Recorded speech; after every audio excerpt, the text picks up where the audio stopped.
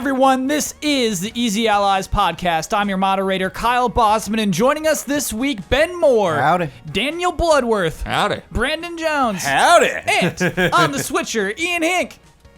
Howdy. Yeah, howdy train. That's a good howdy train. It's time to play Recruit Me. This is where patrons of Easy Allies submit RPG characters to join our party. I am an ogre who will step in front of any blast coming your way. Blast. I will protect you from harm and remove poisons or negative spells cast against you and redirect them onto myself. Whoa. But I smell real bad. anytime we are not in combat, I will whine about how much pain I am in. And remind you all that you owe me for all of the times I've saved your necks. My name is Reginald. Would you have me join this party? This is from Grayson, by the way. Thank you, Grayson. Yeah, I'm down. You're in for Reginald? I can tune stuff like that out. It's real easy. I can vouch for that. Real easy. Yeah. I can't. I think I'd rather die than deal with this thing. Well, you just might. Yeah. I think I Take could a blast. I think I could put up with it. No. I'm out. Gotta convince Ben. I don't know. Ian, how do you feel about Reginald? If there's one quality you want in a meat shield, it's just quiet. But Yeah. Look, I would take it. so the thing is, he's not quiet. I know. See, the other thing that I want to bring up really quick is, Brandon, Yeah. in Blood, you said you could deal with it and tune it out. Reginald strikes me as the kind of person that would not let you, that would, not just talk in the air, but would get in your face and grab you and, can we kill party members? Are we allowed to do that? Kyle can. Essentially, He's pretty good at it. yeah, the odds of them surviving outside of the party are so low, it's essentially a death. Gotcha. A death knell? What is it called? Death sentence? Death sentence, thank Yeah. you. It's a death sentence. But if he's like our enemy, he's gonna take a lot of hits. He's gonna be whining the whole time though. But he's gonna. Yeah, because We here's ever the have to thing. fight this Here's the dude. thing. To me, it's like an attitude thing. Yeah. It's not necessarily the whining itself. It's that this person is doing this for the wrong reasons. Exactly. 100%. And he is a romance option, but I think just like the wrong kind of romance to be in. Oh you know? my gosh. Might be the a fun romance. I just always so demanding. Always just. Yeah. If whining is Yeah. in your character description, I'm Yeah. not gonna try to romance you. Can we make like a joke out of it? Like, oh, Reginald, haha. Like just emotionally blast him too? I mean, You if see- you can.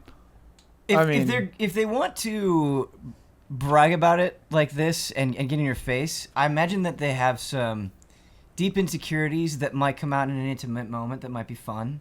Could be meaningful. Could be a good cutscene. Wait, are we coming around? Is Reginald in the party?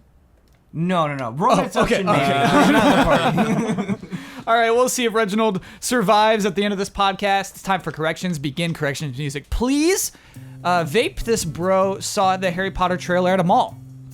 We learned it was at it was like a mall thing. Just like, hey, would you like to do a little? They'll pull in people sometimes for research, Okay. market research. It's like, hey, you look like the right age group. Do you want to come and watch some trailers? We'll pay you. And he's like, Little Vape did this they bro, know. so yeah. Wait. Huh? Didn't Vape Bro? Didn't they leave or delete their account or something? Or Yeah, the account was deleted. This was a correction. Someone was just like, oh, if you read the whole thing, the original post, Vape This Bro said that is part of the market research thing. They were pulled aside in a mall. and either was left in the room alone with that laptop or recorded that in front of the person doing that. Yeah. Mind-boggling. Mind-boggling. I mean, if you're in a mall, probably you're not like. You but it's don't off to the care. side. It was often like a room. No, but I mean, like, if you're the guy running the Harry Potter game in a mall, you're probably just like, whatever. Yeah, I think that's what happened. I think it was an whatever person. Dreamcast had crossplay with PC games. I have 3 here. Okay. Oh, go ahead. Was Quake 3 one of them? Yeah. Sounds right. How is that even... How could someone on a Dreamcast compete with someone on PC in Quake 3? Well, I think you can use keyboard and mouse for Dreamcast. Oh, I heck believe yeah. you can for Sure. Quake as well. Okay. And on Dream, I mean, obviously in Quake you can use keyboard and mouse, but on Dreamcast specifically, I think you can. The other 2 are more obscure. 4x4 Evo, a racing game, and Maximum Pool, a billiards game. Wow. It took me a second to realize that you were talking about pool, and I was trying to imagine what this game called Maximum Pool could be. Oh, like a cool high dive. and like, yeah. it's really deep. Yeah. Man, I kind of want to play that game. I have more information about Mexico City. As of 2016, Mexico Distrito Federal, which is federal district, exists no more, and Mexico's capital is now simply called Ciudad de Mexico, which is CDMX. However, many Mexicans still call the city DF because that's just what we're used to calling the capital. I really like CDMX though. That's a cool name for a city. But I get it, DF's just way easier. Hagrid's only big because his mom was a giant, so it stands to reason that Dadgrid would not be big. True. Nice. End corrections music, please. Really good correction right there. Love it. Yeah, hey, weird little minutia, please. Updates. You know, I like to do updates. These aren't too happy. Jones, don't smile, please. Because Telltale fired... Remember we talked about Telltale firing everybody but 25 people? Over the last 7 days, they have fired the remaining 25 people. Is it confirmed? Because I know, like... Telltale has not said it, but... Because I know, like, there was definitely a person that was on the skeleton crew that was let go, but it wasn't clear whether it was everybody. Right, because Telltale hasn't had a release about that still, but I guess that's just what the reporting is. There's still some people on board? There's still some people there. Okay. Because I saw the guy that did that. I saw the tweet where he's like, hey, remember how I said I was staying on? Well, I got fired today too. And then clarified in a reply, everyone didn't get fired, just my team. Like, I said I was still going to stay on. I'm not working there anymore. I think there are still people there. Thanks, Jones. How many? According to that tweet. I saw How many we don't know. Yeah, who knows? Yeah. More. However, we also learned in the last 7 days that Skybound Games will finish the final season of The Walking Dead. That's happy. You know what? That's happy. Skybound, if you haven't heard of them before, I hadn't either. That's Robert Kirkman's company. Yeah. They publish Walking Dead comics, and so they have a gaming division, which hasn't developed anything yet, but has published Walking Dead games. So I guess apparently they want to get together with some of the members of the original team to finish off the final season of Walking Dead. It's happening. That's interesting. Be curious to see how the details of that work out. Yeah. I assume it's going to be okay. You know what I mean? I assume it's going to be almost as if nothing had changed, almost, at the end product. I have no idea how deep Robert Kirkman's pockets are, but it seems to me that there's like a personal investment there. That this was picked up not because it's a money opportunity, but we love The Walking Dead. We publish The Walking Dead, and we want this product with The Walking Dead in it to succeed. It's my impression. You have to license the engine, though, right? Like, you can just, like, hire that team to do whatever, but... That engine, dude. I mean, it's not just the engine. I mean, you have to get the code for what's already built. Like, those things are partially made. It's going to be a tough deal to crack. Yeah. Well, I don't know. I don't imagine the people left at Telltale have a lot of power in negotiation anymore. Right. They can't be like, no, more money. It's like, well, no, you're gone. Like, you'll take what we give you. We have a lot of news this week. We have so much news to talk about.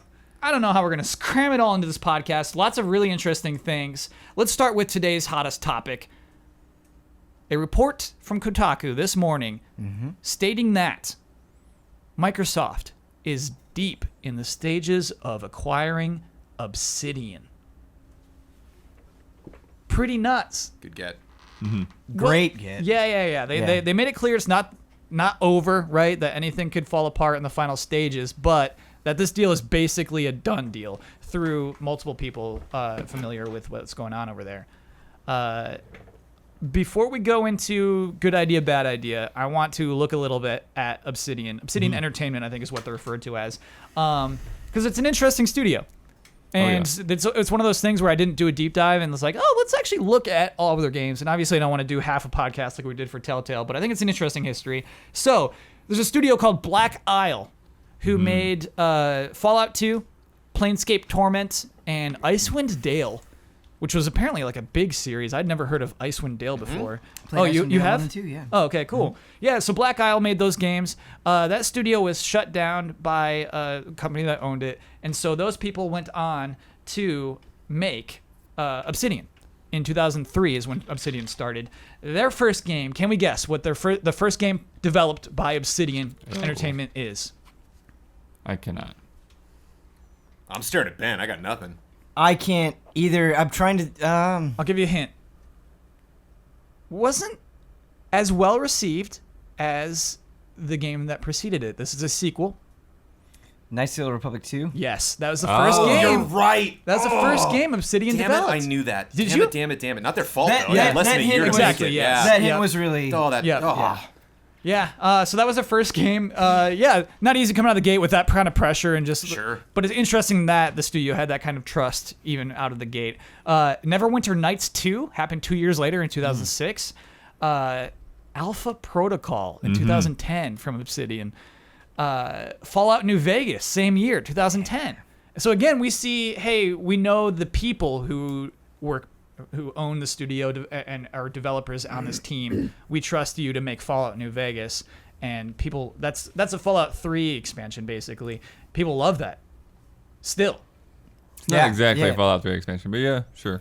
yeah. How does it work? It's standalone, right? Yeah, it's its It's own... a full gigantic game. Yeah, it's its Yeah. own Cool. full... It has its own Beautiful expansions. game. Yeah. Sequel. Yeah. It has its own expansions. Yeah, it does. It has its own series of DLC. Yeah. Oh, okay, Yeah, it's a full release. neat. Yeah. Same engine though, right? As Fallout 3. Yeah. Yep, that's right. Yeah, Cool. it's I mean, you could compare it to like Majora's Mask, basically.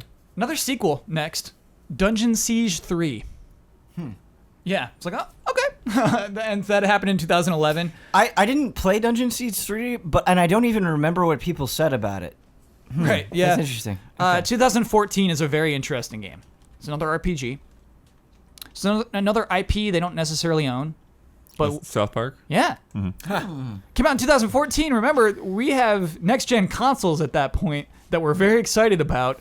This game was delayed like nuts. Originally with THQ, and then Ubisoft picked it up. This poor game delayed. Finally came out in 2014 on PlayStation 3 and Xbox 360. I forgot actually that THQ started it. Yeah. Yeah. Cool though. I mean, that's another cool, diverse game that the studio is Is that putting the out. Stick of Truth? Stick of Truth. Yeah. Ah. Yeah. Why does 2014 feel like it was 2 years ago and not 4 years ago? Time is really... Yeah. All right. Pillars of Eternity was 2015. And now 2000 that does feel like yesterday. Pillars of Eternity. Yeah. You know, 2015 feels like, oh, that is pretty. Skyforge also 2015. This is an MMO that I was completely unfamiliar with. I've heard about it, but I don't know. Skyfire. anything about it. Yeah, I remember seeing trailers for Skyforge. Is this I remember where you getting can, like emails about Skyforge. Build the but towers really high in the sky, and you really... I might be thinking of something else. Hey, that sounds right. It sounds like Okay. you're forging something in the sky. Yeah. Yeah. The Wikipedia expression said nothing beyond that was an MMO. Apparently, it has a battle royale mode now. Oh, hey. Sure. Skyforge is still going? Apparently, Cool. sf.my.com. Oh, it's one of those. Okay. Oh, that's the one that basically saved the company. That publisher was one. Okay, that makes more sense. Okay, Pathfinder Adventures is 2016. Another game I've never heard of before. That's a strategy game. Tyranny 2016. That is an RPG. Pillars of Eternity 2 this year, 2018, and that's it so far. That is every Obsidian game that they have developed. Interesting. Okay. Yeah. There is one more game that's been announced that's in development with 2K. 2K's got a division called Private Division that's made to publish smaller scale medium games, which I think is pretty cool. Private Division has only so far published Kerbal Space Program versions of that game. So that's a really, really new publisher, excuse me. So we'll see what kind of games they're going to come out with. But yeah, there's an RPG in development with them. Anyway, that's Obsidian. That is who Microsoft intends to buy. That's such a fascinating lineup of games, and because, like, on one hand, that's a really eclectic set of games, but there's also a very obvious through line in all of them, and you just don't see that in so many things. Is the obvious through line quality RPGs? Well, quality writing for one. But Yeah. Not only quality RPGs, but RPGs that really focus a lot on choice and just a very specific style that is kind of applied to a bunch of different well-known properties while also mixing in their own thing that is kind of similar to past stuff but brand new. It's interesting. They occupy a space that I feel like almost no one else does, for sure. So, and here's Microsoft coming to say, we want that.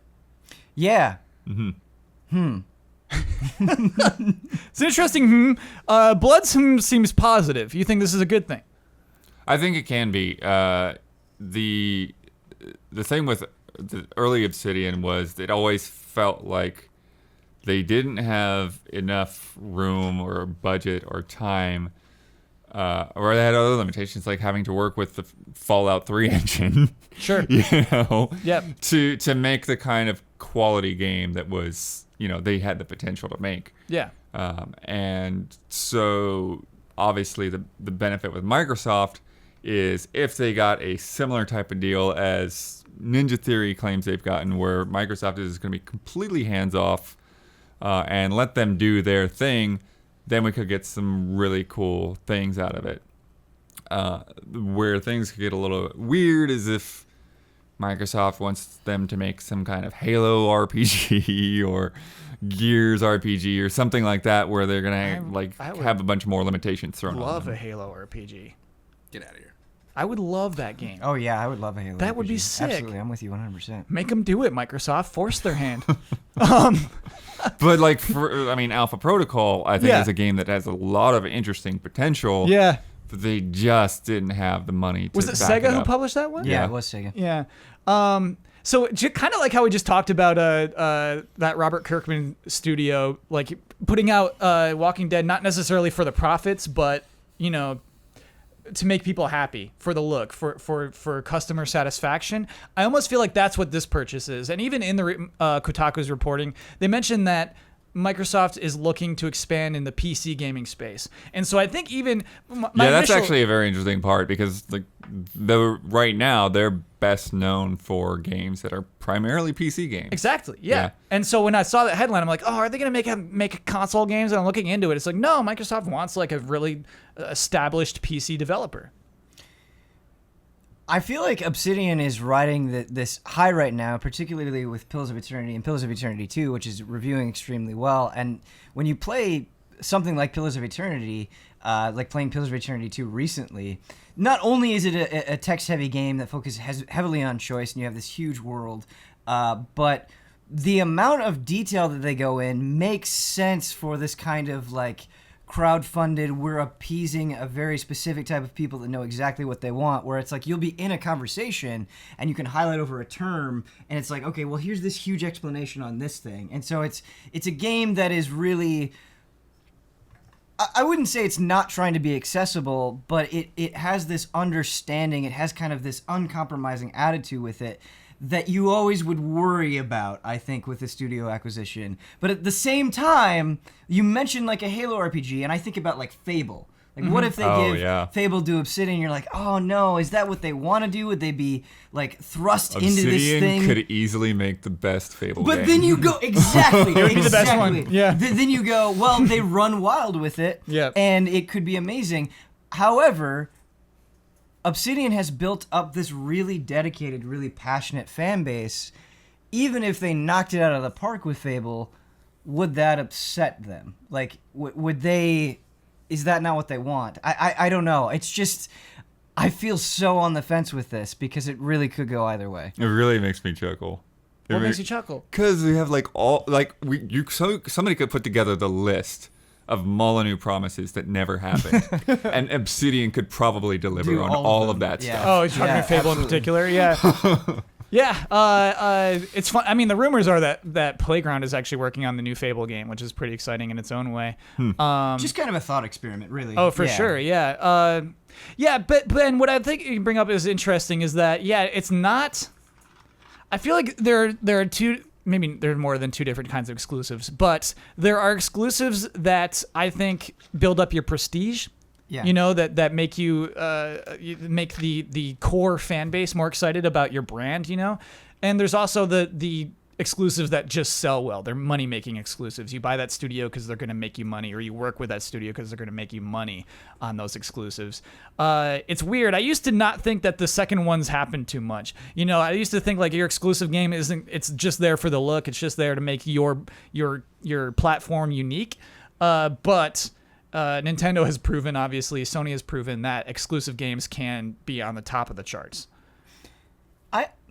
I actually think a little bit about CD Projekt Red. Sure. And I think about the very interesting path that they've kind of walked, where The Witcher 1 is not an easy game to go back to, and they sort of took this thing and evolved it and got more resources and got more fame over time without really taking away a lot of what people loved. I mean, think about how universally acclaimed The Witcher 3 is, and I think about Obsidian, and I think about how talented that studio is and how good they are at creating worlds and stories, and I can envision them making something that is as well received and potentially as big as The Witcher 3. So this could be a really fascinating, amazing gamble. Like, if you are the ones to put the resources there and to make this project happen, that could be incredible to them, especially going into a new generation. Yeah, it's funny. It's a weird wrinkle to the story that maybe we should add to it is that in 2013 or 2012, Microsoft canceled an exclusive game Obsidian was working on for them called Stormlands. And that was just like an open thing. Their CEO came out and said, our relationship with Microsoft wasn't very good on this. We didn't have people pulling for it. And I guess near the end, like when it was just about to be greenlit, Microsoft pulled out and said, Obsidian, we're sorry. We don't see this going anywhere. But recent reporting is that, like, hey, it's just a completely different crew right now at Microsoft. You know, it's the Phil Spencer era. And so, it's kind of an unlikely pairing. But, Ben, if you're Obsidian and someone says, hey, you'll never have to kickstart a game again. Right. How do you say no? How do you say, oh, please? I don't know if it was Kotaku that mentioned this, but I really agree with it, that if they're going this direction, I imagine it's not just Obsidian, that there might be other purchases of this size They're coming. that come in a bundle. Yeah. And I like that. I like that in the sense that there would be a strategy here. There would be a purpose. There would be like, this is what you're getting next generation. That could be really exciting. And what did they bought at E3? They announced like 15 or something studios. Just 4. Well, they bought 4, but making it 15 or something like that, right? Oh yeah. That they have 15 internal studios. Yeah. Yeah. Man, so, Ninja like, they're just Theory adding and to that. Obsidian Crazy. are good. Yeah. Good gets. Honestly, I think Playground is the one that's going to pay off the most. Sure. And That's fair. did they buy Turn 10 or they already had Turn 10's Turn always 10? been them. Got it. Cool. Yeah, it's one of the 15, I guess. What does Playground make? They make Forza Horizon games. Oh, Yeah. right. But to like allow that team to like go off and make an RPG or an action RPG would be so cool. That'd be nuts. Not saying they're going to do this, Kyle, but imagine Microsoft gives Obsidian one of their properties, and they make a great game, but it's just so different than what that series is known for. Is that potentially a problem? Does that create this weird schism? That's Metroid Prime. That is Metroid Prime. Like I'm ready for more of those. You know what I mean? I'm way cool with that. Yeah. I think Metroid Prime is a really perfect example there. Yeah. Yeah, but I think to me, unless Playground is somehow working on Fable and not something else, like to me, Fable is like the closest perfect fit. It really is. Like it's been sitting there, not doing anything. I am not a huge Fable fan, and the more I think about it, the more that could just be amazing. Yeah. The impression I get though is that Microsoft wants new stuff. They want more than Fable, Gears, Halo, Forza. Sure. You know, they want more. And I think this is really the time for them to create those series that it's almost like rebuilding the brand in a way. Yeah. Like get those new exclusive games, pump out 2 or 3 of them in the next generation. It feels like good guy Microsoft. Jones, did you agree? Is this like a good PR move that they're willing to buy Obsidian? I think so. I've been seeing mostly positive stuff. I mean, a lot of people are negative anytime with exclusives. Rise of the Tomb Raider was just like, like it potentially there are moves that Xbox could make, or they can make, on behalf of PC and Xbox. People are like, that's not the series that I wanted to suddenly be exclusive to one console. But I was happy when I saw that. I think, especially from this company, like you were saying, that's crowdfunded a lot of their projects. But I don't know, like, did we have this conversation before after E3 where we were like, what Microsoft specific properties are Ninja Theory and all these other companies specifically going to be working on now? Or I think it's way more likely that they would, we'd get a Pillars 3 exclusive to Xbox and PC. The Pillars 1 and 2 didn't come to consoles, right? It did. Well, Pillars 1 came to consoles. Pillars 2 has not come to consoles yet. I mean, there you go. Yeah. Exclusively to Xbox. That's a good get. You're right. They could just say, keep making Pillars, go nuts. You're totally right that they could do that. Yeah, I think I really felt like a new wave of stuff from Phil and from Microsoft when they announced all these new companies that they were picking up. And I think every single one of these new things, I would have to imagine there's some kind of project already. There was something they brought to that meeting, and it was like, okay, we're buying this company to then obviously make more stuff, and hopefully this will be a relationship that'll benefit us for decades. But specifically, you're going to make this thing you showed us today, based on what we've seen you do in the past. Mm-hmm. Yeah. So I would be surprised if any of these companies that they picked up go off and make something wildly different than stuff they've done before. Yeah, the We Happy Few studio. Who knows what they're going to make? Right. Can't remember the name. I'm sorry about that. Compulsion. Thank you. Bloodworth. Nice. Bud. Compulsion. I expect to hear more of that at XO18. I bet that's an XO18 announcement. Oh, okay, yeah. Yep. Yep. This is so interesting. So, Nintendo patents a lot of things. I've seen a lot of Nintendo patents of things that never came to fruition. They're always like dorky and weird, and you're like, why did they patent this? It's not happening. I saw a patent. Many people saw this patent. It was widely reported on. That was patented in March of 2018, in March of this year, for... Was filed, but the documentation all said September 27th. Like September 27th date was on there too. Cool. So that's like when it went through, I guess. That's when. Yeah, maybe that's when it was published on the website. I don't know exactly how it works. Yeah, here's the nutty thing: is that any of you can go to the Patent Office website of the United States and look at this thing, and you will see a diagram of a cell phone case that clasps around your cell phone and turns it into a Game Boy. And I know you're thinking, like, I already have a Game Boy case. It's really cool. But here's how this works, is basically it clasps around it, it makes a window into your touchscreen, and then the buttons of the Game Boy, they just touch through to your touchscreen. Yeah. And so they're basically that's what the pretty patent legit is. buttons. Like, they've got the diagrams of, like, how the buttons work and everything, and it's like, that's basically like a normal, like, NES button or Game Boy button. Yeah, I don't think they'll feel bad. It looks like a good D-pad. It looks like good buttons. It looks like a Game Boy. And I think we all presume that this is how a Game Boy Classic would be implemented. Yeah. So you would buy it, and maybe it comes for a code to download the app or something like that. Yeah. Yeah. And otherwise, you could just get the app, but then you'd have to push the screen. With your stupid thumbs. Yeah. Yeah. And Isn't that hopefully they nuts? make like 8 of them, because Blair like, was we all talking have about this, different 'cause of sizes. different sizes, Phones, yeah. Yeah, it specifically talks about that. This is Okay. just the diagram is just an example. There would be various sizes. It would be not necessarily just cell phones, but could work with tablets or things that are not phones as well. Anything with, basically it's patenting anything that would interact with a touchscreen device of this kind. Huh. So, yeah, I want to ask the panel if you think this is another Nintendo patent that goes nowhere. You know, the weird little thing you ride in front of your TV. It or just if seems like this a is tough thing to product. manufacture when you don't know how many of each size somebody's going to buy. Yeah. And Nintendo has had a precedent for I don't not think that's making that hard to figure out. enough There's a whole things market of cell phone cases, and to do like a ballpark guess, but like just considering Nintendo frequently does not make enough of anything, for us to Yeah, get their hands on. Like, Well, the nice thing is, like, how cheap could this be? Like, if it doesn't have anything mechanical or electronic, it's just mechanical and the buttons. it could be like $20. Yeah, you could make it for like $20. but normal cell phone cases aren't even $20. Right, that's what I'm saying. Like, it could be about the same cost as a regular cell phone case. How much is a regular cell phone case? They range like 15 to 30. Oh, okay. What were you thinking of, Blood, when you said they're not I think 20? there's even some that are higher. It's kind of crazy. Yeah, they're like weirdly expensive. They're like, shatter resistant, lifelong warranty, like crazy drop technology. It's like, it's rubber, guys. Settle down. And what's weird about this is that it kills your phone functionality of your phone, this case. Right, you're not going to be able to make a phone call. You will only be able to play Game Boy games once this thing is snapped in. Do you think they'd release one for the Switch? Like, you hold your Switch vertically and you push Gigantic. buttons. Yeah. You know what? Giant boy. Buttons it's on this- entirely possible. It's entirely bring it on. well, also I wonder like how do notifications work? You can't like turn those off in an app, like. You can. So you can You can turn those off on your phone, but their app that they're creating is not going Would to auto override turn it it. off on your phone. Yeah, Your interesting. settings could override that. That might Yeah. be And a so I'm like They permission. playing actually game. might be able to do that. Yeah, that Stuff might be a popping up. permissions thing. I got a You phone might call give right it in the middle permission. of game, and like, oops. Yeah. But I also don't think it's going to be that hard to pop off. You're very confident about this thing that doesn't exist, but I mean, I've read through and looked at all the diagrams, so it's just like a little fold-up thing that goes around.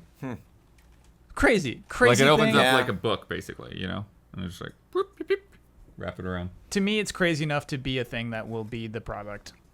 It's fathomable. yeah, the buttons I'm not worried about. The AB, I'm sure that's fine, but that D-pad, I don't know. What do you mean? I don't know. I like, to me, there's so many games that came out on phone that I'm like, oh, like Stardew Valley was just announced today. I was like, oh, cool. I've tried twice. I tried a PC. I played it again on Switch. It's just like, maybe if I just take it around with me and I'm like waiting in line at the post office. But it's like, I just hate that analog or D-pad when they try to do like a 3D game.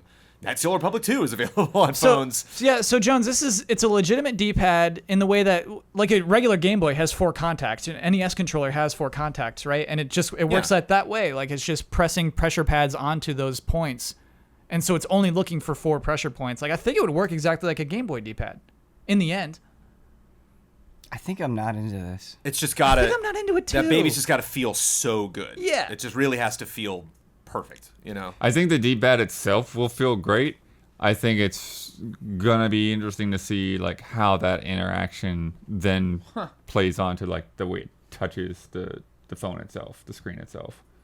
This is a funny thing for a phone that has an OLED display. If it is just the green and black, the parts of the screen using black take no power at all to display because it's just that is nothing. funny. I hadn't thought of that. It also kind of lives in this weird limbo area where it's like, if I'm just like, again, like just I find myself in a moment where it's like, oh no, I'm fine, 5 minutes. Oh great, I'll pull my phone out, play, my Star Wars game or whatever. Where it's like, if I know I'm gonna have a longer trip, I know I'm gonna get on a train or a plane or like I'll be a car for a long time, I'll bring my Switch. Right. And this is just kind of this weird. Exactly. Like I'm never gonna catch like, oh, I have this weird Game Boy thing in my back pocket. Let me just pull that out and snap that on my phone. Yeah. But if I'm in an instance where it's like, oh, I'm gonna be somewhere for a long time, am I gonna bring this thing and that's what I'm spending my time on, or am I? No, you're playing your think- Switch, man. bring my Switch. Yeah. I mean, I have a lot of friends who have that kind of clamshell phone case wallet combo thing anyway, so I think this thing is always on your phone. I think it is your phone case. And then you just, when it's shut and your phone is being protected like a phone case, you can also play Game Boy. That's but what it seems It like. uses your phone's screen though. Yeah, you could have it off Yeah, or so it comes on. over it. Oh, I see what you're saying. Because like so many people have that kind of phone case where you shut the cover of the phone case and it's just always like that. Yeah, I see Yeah, what I you're think saying, I was yeah. being dency, and When I you're think not you're right. using it, you just flip it back around to the side, and then you use your phone like a phone. Yeah, and like I think probably they would build in functionality where if you're in Game Boy mode and you then open it, it just exits the app for you. It's like if you get a phone call, Yeah. Okay, I understand it better. So basically, it needs to fasten to the back end. If I think of this as like a bookcase, it needs to basically be slotted into the back of the bookcase. It's snapped around your phone Yeah. always, and the Got it. Game Boy part comes over the top. Cool. Yeah, Okay. I mean, it does have an opening too for the camera window. Then I'm telling you, I would buy this. Oh, yeah. If this is a phone case that just It's works on my just a phone phone easily. case that I would also wanna- is a yeah, game. Play yours before I actually like went out and invested. But Yeah, I mean, we're no problem, Jones. I'm harping on like the how good this thing will feel, and I think there's like a big thing we need to discuss, which is unlike the NES Classic and the SNES, this is an app that can be updated. This is plugged into the Yeah. internet or Wi-Fi all Yeah. the time, Yeah. and so like I would be very disappointed if they were just like, nope, 20, 30 games and then we're done, never adding more to it. It's Thing like, is, Jones, there's like 20 or 30 good games on Game Boy yeah, that's the other Max. thing. Yeah, It's just- when we do the N64 classic conversation, like I can very easily come up with things where like a lot of the games I played on Game Boy were like tennis and just some Can we really, do it? really Can we- dumb stuff. can we Game think Boy of Color 5 games essential should Game work Boy with games. this too. Oh, So yeah. Game Boy Color would be great. Yeah. Hopefully. Okay, what do we have? Super Mario Land 2. Okay. Yep. Link's Awakening. Absolutely. That would be my first I really pick. like both of the all 3 Wario Land games. Sure. Pokemon Red and Blue, right? Pokemon Yeah. Red If they Blue. let us, yeah, we you should got put that on there, yeah. those Tetris games. I actually think Pokemon Pinball is very good as well. It's not bad. Picross is a good one to have. I actually pulled that up on my 3DS a lot. Okay. Kirby's Dream Land, specifically Kirby's Dream Land 2. Nice. Final Fantasy Legend 1 and 2. Ooh, I don't know, man. Yeah, they were weird. I didn't play them. I just I didn't played play them the for the Saga retro. games Yeah. at all. Right, but- they're secretly Yeah. Saga games. Yeah. but I liked Final Fantasy Adventure. for Yeah, I sure, like Final Fantasy Adventure 2. Okay. which is the first mono. Sure. And then we've got the Capcom Zelda games for Game Boy Yes, Mm-hmm. yes, This thing's getting better. yes. This is becoming Link's a more Awakening. appealing product. there was a Of course. Tomb Raider game for Game Boy Color that was not bad. Huh. I remember. We got really good reviews. Color. Right. at the We time. got a good Metal Gear game. Ghost Babel is so Yep. good, dude. Yeah, I really liked it at the time. I haven't revisited them forever. The Donkey Kong Land games. Yeah. Uh-oh. And like Donkey Kong, the Game Boy game is super good too. Yeah. Donkey Kong the Game Boy game is fantastic. Yeah. Yes. Return to Samus. Yes. It's so good. Return of Samus is essential. Yeah. Okay, you Yeah. know what? This is becoming a more appealing product when we actually go through what could be on it. Tetris. Also, according to this website, Extreme Tech, whatever, it says the patent also makes it sound like the game will have a full screen mode with on-screen buttons if you don't have the case. So it could just be like the app Right. without the case. You don't have to buy the case to get the app. That would make sense. Yeah. It's cool. I want those buttons up. The another thing I was thinking of, which would be interesting, is if, and I don't know, this would be a little bit maybe too cute for Nintendo, but there have been some games like Pirate Pop Plus that have basically been released as Game Boy games. You know? They've come out on like Wii U and Switch and stuff, but they're essentially a Game Boy game for the modern era. If I'm an indie developer, I could choose to develop for this platform. That'd be pretty cool. Yeah. Yeah. I'm into it. Or you could just make your app fit the screen. Before I saw that image, I just envisioned it being a lot like harder and clunkier in my mind for some reason, but seeing it just kind of nicely laid over the phone like that. I mean, they talked about so much either better. leather or like faux leather. Yeah. Okay. Yeah, I think it's got to be almost like a phone case first. Yeah. You know? I was absolutely thinking about it the wrong way. Me too. We're not done talking about Nintendo. The Wall Street Journal has reported that we're going to see a Switch revision in the second half of 2019. And I'm like, yeah. That news is so expected. You know, I kind of was wondering why we hadn't had a rumor yet. I buy in. The only thing they do mention as what they've heard rumor-wise is that it will have a better screen, but not OLED. So something closer to what cell phones have, but not necessarily going all the way. I hope the touch screen is better. The touch functionality is not great. Sure. I would be in at better battery life. Give me a couple of extra hours on my Switch. That would be a strong selling point for me. Yeah. What else? Well, what else is there one to of the things improve? that Damiani and I were talking about because they have talked about switching gears towards getting more Switches into the same homes. You know, it's like, okay, first, you know, you get a Switch into a home, but now they're like, let's make a Switch more like a Game Boy, where it's like a personal thing that like the brother and sister both have one, and then the mom and dad. So we were thinking that it would essentially be like a more lightweight, more portable Switch. It doesn't come with a dock, but maybe it could plug into your current dock, so something like that. That it's like a Switch Lite. You know what would that do if they sell it without the dock and they're like, use your old dock? That like kills the GameStop market. It keeps me from trading in my old Switch. Because they're going to be like, yeah, you really need the dock with this. I'm like, well, I'm keeping my old dock for the... It's like with the chargers. It was like when the 3DS but they sell the dock Chargers. separately now as well. Yeah. So like, that's not a huge barrier. Well, that's what they do. They're like, if you want to trade in a 3DS, they're like, okay, well, you can buy one of our chargers to trade in your 3DS. You're going to end up making like $10. It's like, come on. That is what that would do, Blood. That's the kind of interesting thing, is to kill the resale. The idea of this Switch revision coming without a dock is offensive to me. It is. Like, I think, man, I don't know. In Japan, don't they sell them without docks already? They do. Yeah. I really don't like it when they sell DS revisions without AC adapters. I think that's atrocious. Yeah. I think that there's definitely like a market that just wants to use it as a portable, and if you made it work that way, or even if, you know, if it was like too small for the dock and you just plugged it into your screen a different way and just Do you remember when this kicked off with the DS XL?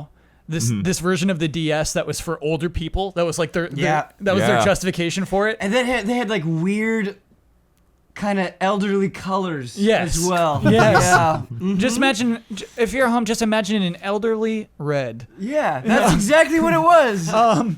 And then they realized, like, oh, everybody wants this. I kind of feel like this will be this Switch revision will be the primary Switch, though, Blood. I think this is what they'll replace with everything. This will be the 3DS XL or the new 3DS. Though I think new 3DS sold concurrently with regular 3DS. But what I mean is, I think that, this will run along with regular Switch, but will eventually usurp it. I think that's the point of this. I bet it'll be cheaper to manufacture and all of those things. And so, I don't know. I can't see this being sold without a dock. I imagine this being the better version of the Switch. Do you think they'll market it differently, or will it just be how new Switches are. I think it's got a new name. I definitely think it's got a new name. So it's like a PlayStation 4 Slim or whatever. I don't Yes. think it's gonna have a new name. Really? If it's gonna be a Switch Plus or XL or Mini or something, but it's gonna be the forgive me. Switch. That's what I mean. That's what I mean. Switch Yeah. with a thing on an addition Yeah, to it. yeah, yeah. But I like think- a I do think it's PlayStation Slim. I do think it's possible that if they do an alternate version of the Switch, that they would at the same time change the Switch configuration. Like if there's a better screen coming to this, then the regular Switch will get the better screen as well. Oh, no way, dude. They're going to stop manufacturing regular Switches once they get this thing going. I don't think so necessarily. I So mean, you think the regular Switch goes for less money? So the regular Switch becomes maybe like a $150 product or a $200 I almost product. think that what I'm thinking of that this is the cheaper product. Oh, This is the low end product. okay. And then you would need the nicer screen in the thing. Then you're right. If the low end product has a nicer screen than the high end product, absolutely.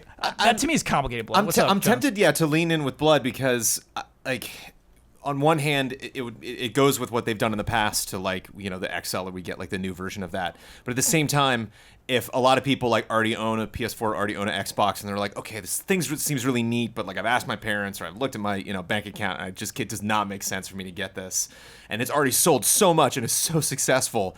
Like, what a death blow to just come out, next year with one that's like 60, like 60% of the price of the regular Switch. Yeah. And they've just picked all these little things that like don't need. If you just want to get in on this experience, bare minimum, there you go. Yeah. And now also like, you all could these people like okay, you could I get can rid go of do the it, I can card afford it. slot. You could go all digital. You could not have removable Joy-Cons, so Yeah, you don't have that's what I was gonna wireless. say. That's what I was wondering too. Built-in Yeah, if Joy-Cons that'll would be kill a lot of the crazy. experiences. Yeah. Some games you just can't play. I don't Some think games they just would. not be Yeah, I able don't to. think Yeah, they would that's do true. that because you couldn't play half their games. I really hope they do a Power Rangers like thing where they reward you for having multiple Switches and you can combine them and you get a cool robot. Yeah, I would love that. Y'all hear that? Sounds like it's podcast halftime. The following are the official sponsors of Easy Allies for the month of October. Hogue Law Business Law Firm. Whether you're starting a business at level 1, stuck fighting the dreaded fundraising boss, or finally cashing out with a well-earned high score, you need a good business lawyer at your side. Hogue Law brings more than a decade of experience forming and funding companies, negotiating contracts, and everything in between. At Hogue Law, it's always business law time. Check them out at hoeglaw.com or on Twitter at Hogue Law. Beaten Down Brian. Sweet Justice, a sound design company from the southern shores of the UK. They've worked on some of the biggest AAA titles, the most refreshing indie titles, and collaborated with the best development teams in the world. iKeyless. iKeyless.com is proud to sponsor Easy Allies. If you need a replacement car key or remote, use offer code EZA at checkout for free shipping and 30% off of your order. Be Haunted, a graphic novel about a young woman and the ghosts that haunt her. Written by Joey Donaldson and illustrated by Tuna, Be Haunted tells the story of Bee, a young actress struggling to find her spot on the stage and her place in the world. Bee's life takes an unexpected and paranormal twist when she finds herself haunted by a horde of ghosts. What do these ghosts want, and where do they come from? Check out BeHaunted.com or the link below to learn more and support this graphic novel. Special Kickstarter update. Joey and Tuna have added a free download of their previous graphic novel, Good Spirits, to all reward tiers. Every backer at $20 and over will receive a download of the 100-page graphic novel in addition to their previously chosen reward tier. Nice. Mango. Imagine Bedding. Every mattress they make is brand new and made to order. This means they won't start producing your mattress until your name is attached to it. For a limited time, receive 2 free pillows with any mattress purchase from their website, imaginebedding.com. Imagine Bedding. Imagine good sleep. El Fanis. And our mega sponsor, Jigar Bob Productions. What even is Jigar Bob Productions? I'm one of those guys who makes money on the Minecraft marketplace, selling custom content, mods, etc. My business now has 3 full-time members, and I love doing what I do. It allows me to support businesses like Easy Allies and expense it as long as I can pretend it's marketing. So open Minecraft and buy one of my things or visit my website at jigarbov.net. That's JIGARBOV.net. Yay, advertising! All of these links are available in the description. Thank you to our sponsors. Hey, sponsors. Hey, you don't have to pretend. That's a real not ad. pretending right there. That's a real ad read? You got Brandon Jones to read your ad. Real ad. Is that a dig at him or us? I can't tell. I think it's a dig at us and the other sponsors. It's a real ad. Yeah, it's a real ad. There's a spot open for November too, if anyone's interested. Hey, if you want to pretend to advertise with us. We got some news. This stuff bores me. This news bores me. Okay. Bored. Talking about streaming video games. Yeah. So we got 2 platforms to talk about. xCloud, that's Microsoft's streaming platform, game streaming platform. Never heard of it. Weird. Project xCloud is what they call it. And then Google's Project Stream. Oh, Barely heard of it. streaming as in streaming games and to play them, not like Excuse Twitch. me. Yeah, you're right. I love Right. streaming I was games like, on Twitch. I thought Microsoft would Mixer. Streaming Yeah. gameplay is what we do. Right. Yes. Streaming games themselves. Right. Yeah, the streaming games into your PCs, onto your tablets, your phones. Heck, consoles even. So let's talk about... let's start with Google's Project Stream because that was first. That was last week. Basically, Google came out just one day, said, hey, we have Assassin's Creed Odyssey running in Google Chrome browsers on laptops and PCs. Come check it out. Come join our private beta. It's running at 1080p, 60 frames per second. Play this huge AAA budget game that just came out on Friday on any device. Well, actually, they didn't do any device at that point. They said simply PCs and laptops. Mm-hmm. That's the thing. Yeah. We talked a bit earlier this year about Google entering the gaming space. You know, it seemed like viable rumors, and here they are. They're doing it. This is basically just a beta. They it's just a project still. You know, they haven't launched a controller or a service. All they have is Assassin's Creed Odyssey and a beta that's running right now that you can go sign up for. Yeah, you need like a setup code, it looks like, or something? Yeah. I mean, you can sign up if you want to. Let me give you some more details before we really dig in, is that you need at least 25 megabits per second of internet connection. That actually seems kind of low. I didn't know what that is. And so I looked it up. Like right now on my laptop right here in EZA HQ, I'm getting 64. Mm-hmm. So I could theoretically... You could stop this podcast right now and start playing Odyssey. Start playing Assassin's Creed Odyssey in a browser. And Why is your internet so bad on your laptop? That's so weird. I don't know, man. It's Our rough. internet's It's like just 300 Wi-Fi. up down. Our Wi-Fi is blazing fast. Wi-Fi. I'm upset. Okay. Yeah, I mean that was a thing, and I don't even pick it up. I think it happened the day before the podcast last week. I was like, it's just kind of shrugged at it. To me, we'll get into maybe we should cover the Xbox thing as well. But to me, there's simply nothing exciting about this technology, which is so strange to me because I think it'd be mind blowing 10 years ago. To be able to play Assassin's Creed on a simple laptop, to be able to play the best generation games, just poof, I'm streaming this game. But I mean, the compression at 25 has got to be awful. yes. And so Kotaku had a write up that I read that it's not hitting 60. You know, that even if you are at that 25 level, you're not hitting 60 frames per second. You do need a better connection for it to be great. That there's a button lag. You know, there's delay, input delay. But that it's still playable, that you could feasibly do this, that someone who doesn't want to buy a PlayStation 4 or an Xbox One or a big honkin' PC could be playing Assassin's Creed Odyssey for a simple subscription fee. It's pretty nuts. That is nuts. It's hard. And this is also, they announced that this is on Switch in Japan. Same type of deal. Sure, with Resident Evil 7. But no, Odyssey is on Switch. Oh, really? Yeah. Yeah, that's right. Yeah. Cool. Yes. I remember hearing that. And again, I ignored it because, It seems like for Odyssey specifically, you link your Ubisoft account, so you have to have purchased it. I don't see anything here Google about will give you a code. subscription. If you sign up for that beta, they'll give you a code. Yeah. Oh, okay. Which is Yeah, I funny. don't know think how- it expires at the end of this year. I don't know how the Switch service works. Like, who's actually running that server? I believe that's Ubisoft.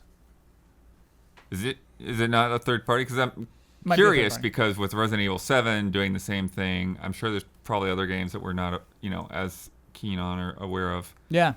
I'm sure that there's got to be somebody, maybe not Google themselves, but somebody in Japan that's doing that kind of thing. Let's talk about Project xCloud, Microsoft's solution. This was hinted at E3 this year. They said, hey, we're going to start streaming. Get ready for this. A lot of people seem to think that it's in reaction to Google coming out of their thing out of nowhere. It's like, oh, come on, hey, we got that too, and ours is better. And I think it is better. Microsoft stresses heavily that they have a solution to latency. That as much as possible, right? That they're trying to make that input delay as short as possible.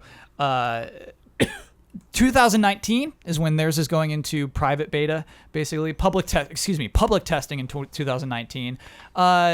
What they showed off is Xbox games on PC, tablet, phones, and even with the phone they had a controller click thing. So basically you click your phone onto the top of your Xbox One controller and you can play it that way. But also something they talked about a lot is their button overlays on top of the screen. So if you have a tablet, you can play with your thumbs. If you're playing on your phone, you can play Halo with your thumbs. Which, as we talked about earlier in this podcast, is completely undesirable to me. Something I would never want to do. Yeah, I mean, it's one thing to talk about a Game Boy controller. It's a whole other thing to talk about a controller you're supposed to wrap your hands around. And what are you supposed to do with triggers? Yeah, it's funny. And I wonder if we sound like old people because there are kids playing Fortnite on their phones. Sure. Yeah, I was going to say, they? this is probably huge with kids. Yeah, I mean, the funniest thing is I haven't talked with my brother about video games forever, and he's got a new job, and he's like, well, everyone, they just play PUBG on their phones in their downtime, so I'm getting into that, and so he's asking me questions about how to play PUBG. Yeah, people are doing it. They're playing PUBG and Fortnite on their phones. It's possible. And so let me give you any more details. Oh yeah, the weird thing, you watch their announcement video of xCloud, is this idea of having the Xbox hardware and the servers, and they show their server rooms in this weird sort of blade-shaped Xbox, basically, that they just stack. They're just stacking Xboxes that are running these games that are you're streaming your inputs to, and they're streaming the game back at you. It's nuts. It's crazy that to show that tech side of it. And one other thing they stress in this video, it's one of their talking head, very positive. We want to talk in this sort of voice. We're excited about this, and the music is just max cheese, But I kind of believe their enthusiasm anyway. But they wanted to stress, hey, this is the future of games. We want people to play on their preferred platforms. We're still dedicated to consoles. They made a point in this video, in the xCloud thing, to say, don't worry. There's still going to be a huge honking Xbox that's going to run better than this thing does. It's a bad time to jump ship. That's the thing about this tech, where it's really nice to see, so many companies investing so much in VR, but even that is if you're developing a game for that, it's very exciting, the tech that's working, but there's just no guarantee you're going to find this huge audience or that people are really going to want to set everything up to do this. But I can't help but think that this is going to be a part of our lives at some point, obviously, and so I think it's exciting to get a slight glimpse of that. But Jones, in you've been playing 2018, PlayStation Now, actually. I want to hear about your PlayStation Now experiences. Sure. Because we talked about it on the podcast, and we were like, has anybody tried it? And we were like, no. I also briefly tried PlayStation. This is Now. great. I want to hear about PlayStation Now. Yeah. Then I want to hear about game streaming. I finally pulled the trigger on PlayStation Now because it's October and I wanted to play horror games. Okay. And I'm looking through the store and I'm like, okay, maybe I'll pick up RE4. I don't know. I thought I owned RE4 on the PlayStation. I guess I don't. And I'm looking at PlayStation Now and it's they got Siren 1 and 2. They got tons of Resident Evil games. And I was like, oh, well, this is just for me, it's a nice value. I can back out of the system, only paying $20, $30 now, and then I'll make another payment by that point if I want to bail. And then I saw, I got Red Dead on there. And I'm like, okay, let's do Red Dead. And this is the worst performing Red Dead I have ever played. I had but I'm not same experience. But I am not playing it for that reason. I'm playing it to like remind myself of the story. I'm playing it to get comfortable with the controls on a PlayStation 4 controller because like that's the one I'm going to play Red Dead 2 on. So it's like I wanted to have that refresher right before I jumped in, so I can really understand like wow the gap between the jump between Red Dead 1 and 2. But yeah, it's and I don't know if it's the PS3 version. But like when I played, it's the PS3 version. But no, I don't know if this is because it was a different version than I played. But I originally played Redemption on the 360 and had almost no bugs. Like, and I remember a lot of people were complaining at the time that they were like all sorts of weird, crazy stuff was happening. I saw hilarious videos at the time, but nothing really happened to me. And bugs all over the place with this version now. And again, I don't know if it's because it's the PS3. As I think that was the 360, PS3 version of the game. but It was a little buggier. Ben, what'd you do? So I had been curious about PlayStation Now for a long time. I believe we talked about it like on a podcast I was on not that long ago. And they're doing this thing now where you can download PS4 games if you have a PlayStation Now subscription. I was like, oh, that's cool. I really like that. Why don't I jump in now? And I was going through the games and I was like, Bladestorm. I've been really curious about this. Let me download. Okay. What is Bladestorm? Bladestorm is a Koei Tecmo game. It's like Dynasty Warriors, but it's like Knights of the Round Table kind of thing. Yeah, cool. Kind of. Kind of. And I finally got into the first battle, and I was just like, it was just such a quick reaction. I was like, nope. this is performing so badly. Yeah. I'm not gonna do this. Yeah. And then I exited out. I played so I'm else. curious though, when you say performing badly, is it match up to what we normally think of a game performing badly, or is it like a whole different level of something we haven't, like you don't see from a game that's on your console itself? Yeah, I feel guilty because it was not a thorough test, and I had no goal of like reporting on it. Right. And so it was just a pretty quick, immediate reaction. But it was like it definitely felt like it was the game. Like there was compression going on. Mm-hmm. There was just this stutteriness. It just immediately felt off in a way that didn't feel. And I had not played Bladestorm previously to that, so maybe that it's just not a good performing game. But that didn't seem to be the case here. It seemed as a result of the streaming, it was not performing very well. And here's the thing, and maybe this is the perspective of an enthusiast, right? Somebody who does a video games podcast, is that I'll stream movies, I'll stream TV shows. The video quality is bad. It's not a Blu-ray. It's not even like cable, right? It's worse than that. With video games, I don't want that. I do want those video games to look as they were meant to. I have a higher expectation, is that I wouldn't want that compression on video games that I'm playing. Well, and that's kind of the funny thing is this a lot of times is being sold as, hey, you don't need this really expensive rig. We've got the high-end rig on our end. Yeah. And you're just going to pipe it in, and like, it does not sound like reality. Right. I mean, maybe xCloud has solved latency, right? Maybe they have. Maybe these issues we're talking about don't exist on their platform. But it'll always be worse, right? It'll always be worse than hardware running right in front of your television. Right. But that, to me, it's about the service more than anything. Like, I don't watch Netflix films because I'm going to watch the best version of something, or I'm going to like wait till it comes to Netflix because that's the greatest experience. Mm-hmm. It's just like I'm doing something, and I'll just kind of scan through the Netflix library, and that dumb movie, I put that on.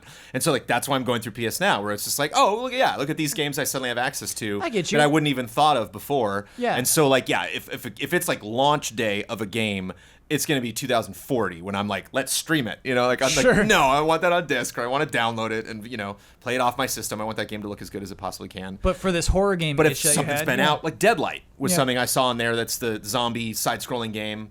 Where it's called Deadlight? Called Deadlight, where you're a guy just in the apocalypse and you're going through barring doors and stuff. And I was like, oh, right, great. Just a fun way to remind me of this game that existed that I never played. Mm-hmm. And it's one of the games you can download, so I downloaded it, and sometime later this month, I'll jump in and check this game out. So it's the same thing as Netflix, where it's like Netflix is reminding me of these old dumb movies I never saw, or maybe something I haven't seen in 20 years. Like, yeah, sure, I'll watch that again. And I think if you come up with a compelling service behind these things of offering me titles like that, just some really fun old Xbox games, fun GameCube stuff that I never, got a chance to check out or missed, and I'm already already logged into the service. I'm already giving you $8 a month, $10 a month, whatever. Yeah. And there it is. It's already. I own this, and I didn't know. Like if it was that kind of a situation, I think that's attractive. But Odyssey, no way. Thanks, Jones. I appreciate that perspective. I get it. I get it a little better now. Yeah, but I'm playing Red Dead, and I will walk up to the crate to reload ammo, and he just kind of stares at it for a second, and then okay, just little beats that you get on the horse, and click, okay, here we go. It's just, something just feels off. Yeah, but it's the fourth time I've played Red Dead, so it's I don't need performance right now. I need dialogue. I need buttons. I need to. I would like to test it more because I'm just so fascinated with it. This is a problem that is going to get completely ironed out, and I agree with Brandon 100%. This is going to be our future at some point. Mm-hmm. Part of it. Part of it. It's not going to take over, but it will be a much bigger part of our consumption of games. I have to imagine the best way to do it is to just really invest in it and develop it concurrently with consoles, because the more that you figure it out, you can just slowly phase out the other thing. Think about the Switch, right? And a huge part of that appeal is I was talking to Don, and he was like, I bring my Switch everywhere. And I think that is just a mentality that is kind of essential to us, where we want to bring as much as possible and as few of things as possible. And if you could somehow get to a point where it's I can do all my work on my laptop, I can bring basically my entire game collection, you're going to do that without thinking about it. That's just, if we could stream food, we would do it. Yeah. Yes. That would be successful, but high-end restaurants wouldn't go out of business, Right. And so, I get that. I understand. I have a better frame of mind for how I should presume the appeal of streaming games is. Right. I like this. Also, if you get big companies behind it, again, to bring up Netflix, they have their exclusive content now, and some of it's really good. Right. So to have not a big, 100-hour RPG that you would stream, but just a smaller thing, a fun little hour, 2-hour game that just you would, that we can publish directly to our platform and just, there's get new episodes of. You know how when you go into a multiplayer shooter and chat just gets a little insane, people are just listening to music over their microphone for no reason? Oh, yeah. You're going to get to a point when you get on a plane and you have that experience. There's just going to be that dude in the sky playing Call of Duty getting upset. Yeah. That's going to happen. Mm-hmm. You hear over his headset, just we're about to land, sir. Can you please? No! I was going to win. That could happen. It's time for Love and Respect.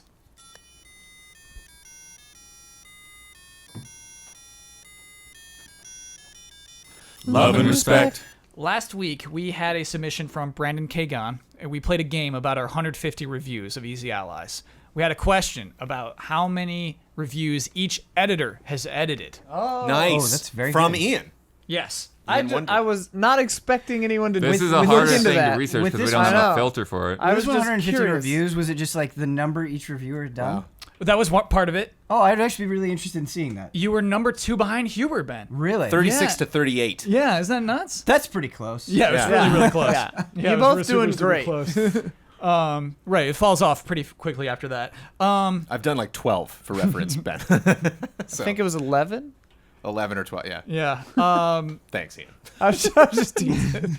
It's actually really interesting how this all came in. Okay, this is up to Assassin's Creed Odyssey, which just came out Sunday, I guess. I don't think we've posted any since then. Jones, you're number 1 with 77. Wow. Yeah. Dang. Number That's very 2 impressive. is Don Casanova with 45. Oh, I got a good Yeah. lead. Nice. Last place, Ian Hink with 29. Hey, who puts out a show every single week? A couple of them.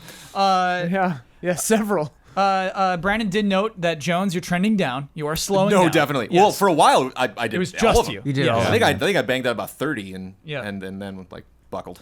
Also worth Well, noting. is that, when you started working on the retro is where the big shift happened. It was Yeah. Don is trending up.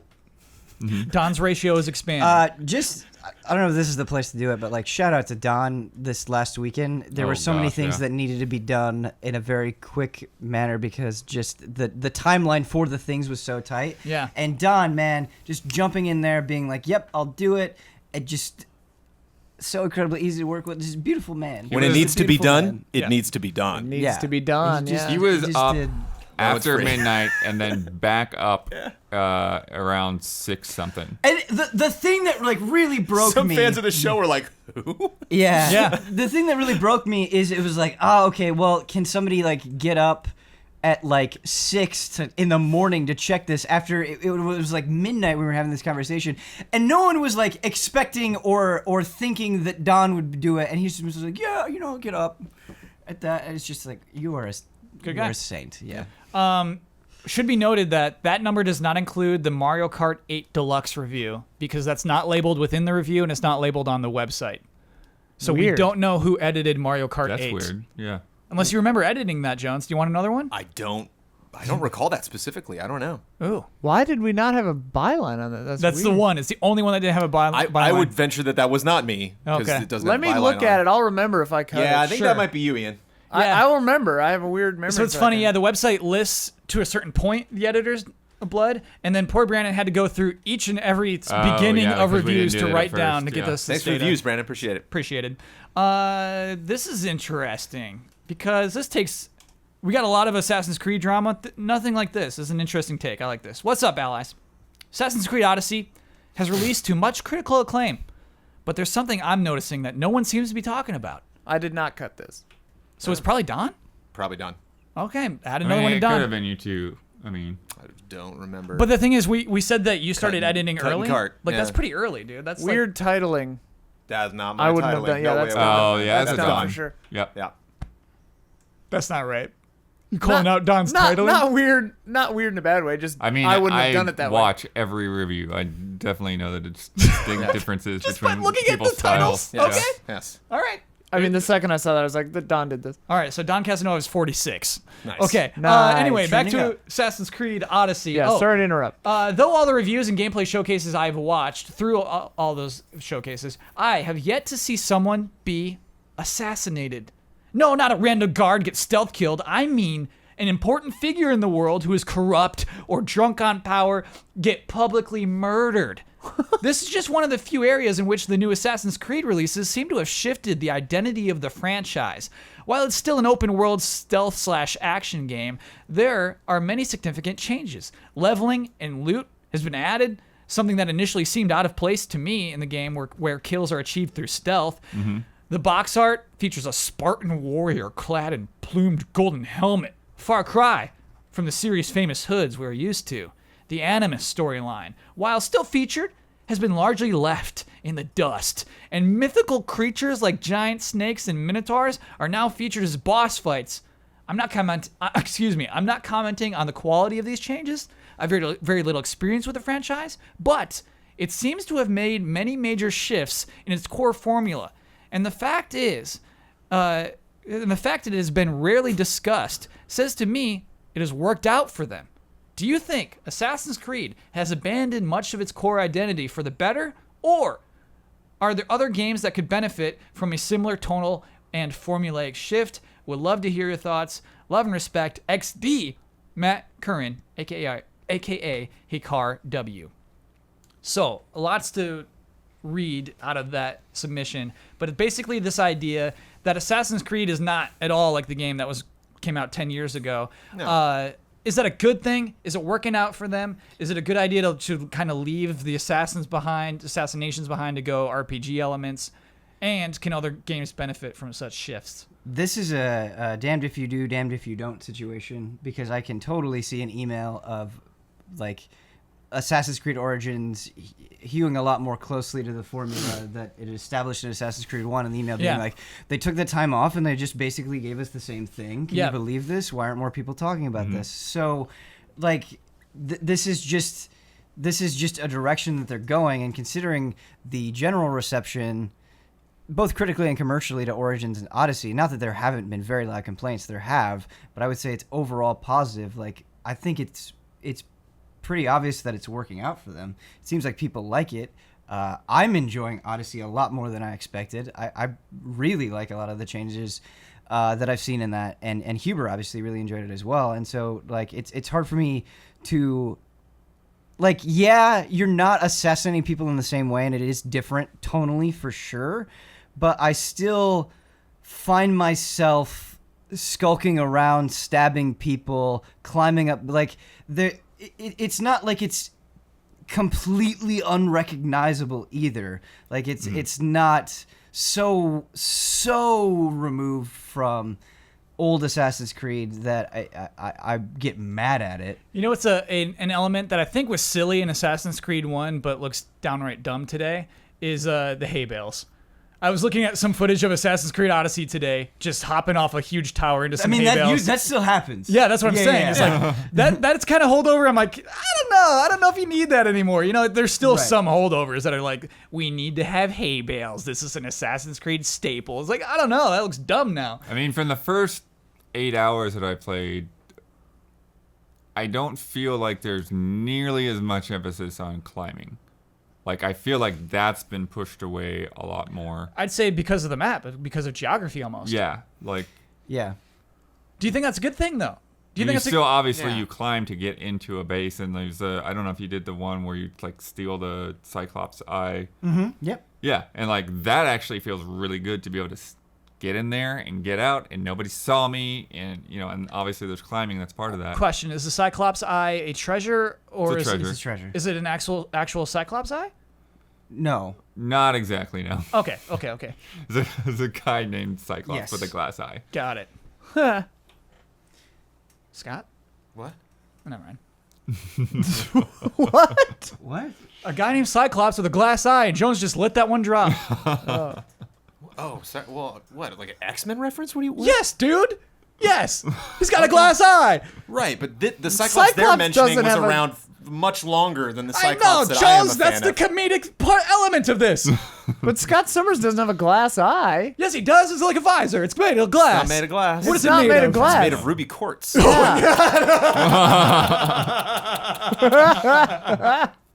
Ultimate touche, dude. Ultimate touche. That yeah. I'm sure I'll get corrected. That was- from my memory. That's yeah. That was fantastic. Oh, boy. Yeah, because I think series do have to evolve. Obviously, Totally. over Yeah, 10 years. So many of Yes. these games. Exactly. man. Yeah. So Thank many. you. And I think honestly, people make fun of me for saying like you need loot, you need random elements, you need Right. you need XP, but like it works, and people do review it well before having these elements, and people do play it for hours and hours because they have those elements. And so yeah, I you have to leave things behind. If you're going to last for 10 years, if you're going to keep coming out almost yearly, you do have to leave things behind. I think, you know, obviously it is always a hard choice what to keep and what to shed. But I kind of like, I don't know. I think Assassin's Creed may be a good example of how to do it. And I think also with Assassin's Creed, it's like time period first. Time period needs to be the core of that. And I think that's what they say in their Yeah. development. And, yes. and I think you need to build everything on top of that, and like don't be like, oh, we're doing it in Egypt. Oh, we got to just invent all these weird tall buildings because you got to climb up tall buildings. It's like, Yeah. no, let me just climb up whatever's there. And so I love stuff like that. These mechanics that they've just perfected over years that are still just in there. So like now when we're playing these, if you've played a lot of Assassin's Creed games and you're in these environments, you don't even think about it. You see a wall and I can go up it. Not just like, oh, I'm going to do this because climbing's fun. It's just like, no, this is a tool I have to do what I need to do. One thing I do find very strange that the email pointed out is how they've handled the Animus in the real world story, because that to me really hasn't received an evolution. It's just been treated, it almost feels like this baggage. Yes. They're like, well, we have to have it, so here you go. And that to me just makes absolutely zero sense, because when you talk about like core things in Assassin's Creed, and when you think about things that could be fiddled around with so much, and it just feels like there's so much room to explore and do stuff with narratively, and how fascinating it was when Assassin's Creed first came out, I just don't understand why it's being treated like this burden. Yes. It's really weird. Well, what's weird, I didn't see, like, there's what you see, like, this brief cutscene Yes. when you choose between Cassandra and Alexios. Yes, and then it is just gone. But Huber's saying that's one of his favorite things about the game. I haven't gotten to Well, it yet. yeah, exactly. I haven't have gotten to heard see that the more of ending that. is fantastic, and so maybe this stuff is just presented in a very delayed way, and you don't get to the end, and I'm not at the end. So maybe that my opinion on that will change, but yeah, before there was sort of like this chapter check-in. yes, you would check in, and that I really liked that. Yeah. And I'm not saying it necessarily has to be there the same way, but I just felt like before when you would talk about Assassin's Creed, that was an element that would just come up. And now I feel like people don't even talk about it. Like you don't talk about Assassin's Creed and you're like, well, how's the Animus stuff? It's just kind of like this assumption that it's almost not there in the same way. Well, to me, it's like when Jones said you have to start with a location. They started with Greece. They're like, how do we make a game in Greece? Right. And then afterward, it's okay. How do we implement the Animus into this? It's definitely not one of their first 10 thoughts. No, yeah. And so ever since the Desmond story ended, they've just kind of been like phoning obligated, it in every right? time. They're just obligated to put Animus stuff in there. And so, yeah, I don't get the sense that they're excited to put Animus in these games. I feel like it is an opportunity they could do something totally bonkers where, like, maybe for like a smaller scale or a DLC or something, they fake us out completely with a new location. And everyone, maybe it's a weird choice. It's They're finally like, oh, it's what? finally feudal Japan. Right. But then, like, halfway through, the Animus breaks, and then it's like a teenage kid in a post-apocalyptic wasteland who like found, what's the company called? Abstergo? Yeah. Mm-hmm. Who like found the building and like snuck in and was doing this thing, and then now then the rest of the whole game is in the reality, or they could do something They've crazy. already done so many strange things, though. Like, it's like people just at home with virtual reality headsets and stuff. Oh, and- really? I Well, didn't that's know the that. thing. Black Like, Flag it's started to commercialize it. Yes. You Yeah. know, there was like actually a company creating this as entertainment, Yeah, I and it's remember like you that. could have just stopped it there and just basically been under the guise that like these are all just people from home playing it. You know, like you're you know they're doing the same thing you're doing right now, which is on a home console, visiting the past and exploring this world. Yeah, I find it so unnecessary because you have established worlds, you have established characters and mythology and things like that. You don't need the Animus. You don't need it. Yeah. You can exist do in it this with it. world. Yeah, I think you can do fun things with it, like Blood said, but yeah, you don't need it. Let's do a new one. Let's do This Is Fun. Oh wait, before you start, Yes. I can confirm Ruby Quartz is Oh, Cyclops. I had no doubt. that Jones nailed that one. Also, I just learned, I never knew that his kinetic energy beam is coming from another dimensional aperture focused over his eyes. It's not like originating from him. There's a whole planet. Jones told me about this. This is crazy. Like he sucks in his lasers from a whole different planet, and that's why he could do it all day feasibly. That's bonkers. Yeah. Okay. We're in the mood. You know, it's that kind of night. We're playing a Mario Party game. Mm-hmm. This is fun. This is the Name That Mario Party minigame challenge. Oh no! Oh Lord. Yeah, This is created by the classiest hobo. Okay, so in honor of Super Mario Party's release, I made a game. I took one minigame from each mainline Mario Party and created a quiz. I provide a description of the game and 3 options for what it is called, and you must determine which is the real name of this minigame. Okay, that's fun. It's All right. doable. It's doable. Yeah, that's Okay. doable. Here's the minigame. Oh, and we're going in order. We're going in Mario Party order. Great. So this is Mario Party 1. Oh, okay, cool. 4 players work together to get a light bulb to the end of a tunnel. Yes, I remember this. One holding the bulb and the other 3 running defense. Is this game called Light at the End, Running of the Bulb, or Glow Me the Way? I'm pretty sure it's Running of the Bulb. That is correct. Nice, man. Oh no! Nailed it. That's Mario Party 1, Running of the Bulb. Mario Party 1 is but the one I am the most Light at the familiar end was with. definitely Yeah. Yeah, where my guess but was. kudos for having to come up with. Yeah. Somebody worked on this game. Oh, puns for this. Oh, this one right here? This is a fun Yeah. game. It's a cute game, yeah. Puns are not easy to just. Yeah. 2 out. teams. This is Mario Party 2. Okay. 2 teams compete in a hand car race down a train track, pressing A to speed up and B to brake. I'm very familiar with this Yeah, one. Oh I yeah, love I this remember this game. one. Is it Ben's gonna destroy. Minecart Mania, Rail Raceway, or Handcar Havoc? Ooh. Minecraft Mania. Minecraft Mania. It is not Minecart Damn, Mania. It's the Rail last Raceway. one. It's the Handcar last one. Havoc. Handcar Yeah. Havoc, yep. I was between the Yes. first and the last one, so yeah. That was the tiebreaker of the first betting first I ever remember betting that. special. Yeah. Okay, Mario Party 3. Wait, what system was that? Mario Party 2? N64. N64. We were playing it on a Oh. Wii. We were playing. Oh it- right, okay, yeah. yeah. Hence my Um, confusion. Teams use large crayons to try and circle a moving drawing of a toad head.